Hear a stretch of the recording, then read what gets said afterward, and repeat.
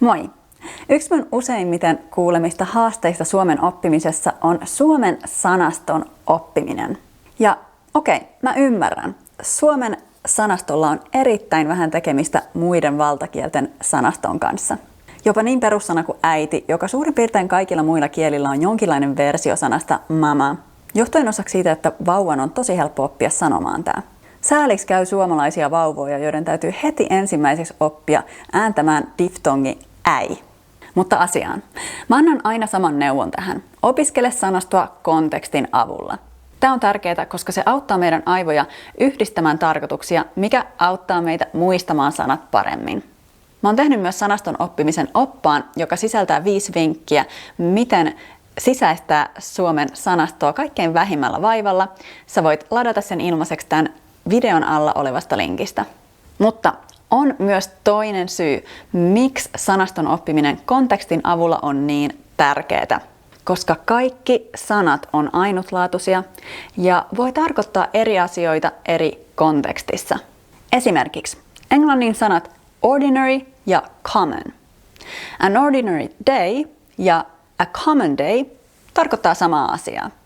Mutta ordinary people ja common people ei tarkoitakaan samaa. Esimerkiksi suomen kielessä.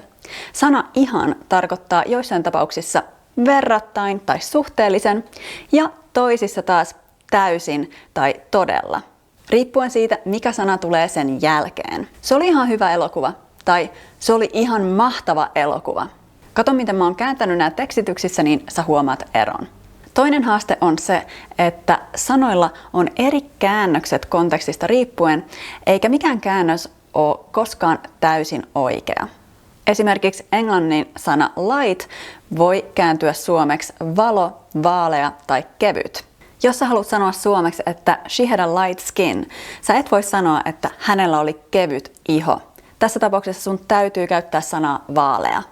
Mä toivon, että näiden esimerkkien avulla sä näet nyt, miten konteksti todellakin auttaa sua käyttämään sanoja jokapäiväisessä suomalaisessa puheessa.